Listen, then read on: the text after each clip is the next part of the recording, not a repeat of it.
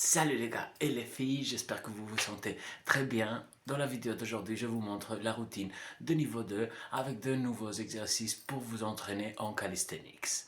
On y va. Niveau 2 maintenant, ça devient sérieux. Ici, nous lâchons les rowing inversés pour passer aux tractions. Dans cette vidéo, nous allons travailler les tractions négatives qui sont le meilleur exercice pour le gain de force et réussir ta première traction. Comme vous voyez, l'idée est de prendre une barre de moyenne hauteur, sauter jusqu'à passer le menton sur elle et se laisser descendre en tenant la descente, c'est-à-dire la partie négative du mouvement. L'écart idéal entre les mains est plus ou moins à la largeur de nos épaules et le type de prise doit être celui avec lequel tu te sens le plus confortable. Personnellement, mon préféré est celui que vous voyez sur l'écran, la prise en supination avec les mains regardant vers nous. Avec cet exercice, tu travailleras énormément la force de ton dos et de tes biceps. En deuxième lieu, nous nous laissons des dips sur un banc et passons aux barres parallèles. Super important, la position initiale est comme celle que vous voyez sur la vidéo, nous appuyons vers le bas avant de commencer le mouvement. Dans ce niveau 2, pareil qu'avec les tractions, nous allons faire des dips négatifs qui nous aideront à travailler le patron de mouvement et la force nécessaire pour réaliser les dips sur les parallèles. La vérité est que mes premiers mois comme athlète de calisthenics ont consisté à faire ces deux exercices à fond. Simplement, nous tenons la descente pendant quelques secondes jusqu'à ce qu'on arrive au 90 degrés et à ce moment-là, on se laisse tomber.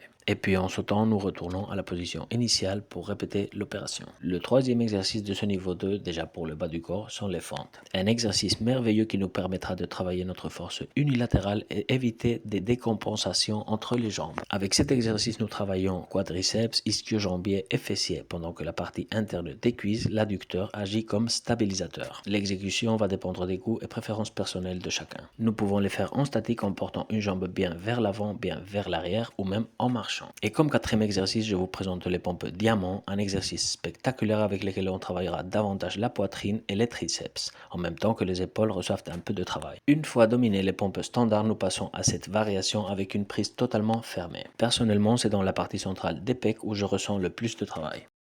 Génial, celle-ci était la routine de niveau 2 dans laquelle nous nous concentrons sur le gain de force dans les exercices basiques en travaillant la partie excentrique du mouvement. Pour les deux premiers exercices, je vous conseille de privilégier la qualité plutôt que la quantité des répétitions. Nous faisons autant que possible mais en assurant 3 secondes de phase excentrique et une correcte exécution. Pour les exercices suivants, en fait, ça dépend de vous, mais l'idée est de se rapprocher de l'échec musculaire pour une correcte stimulation.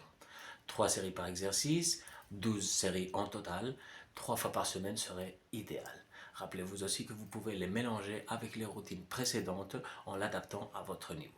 La semaine prochaine, nous continuons avec la routine de niveau 3 qui sera bien chaude. Une énorme accolade.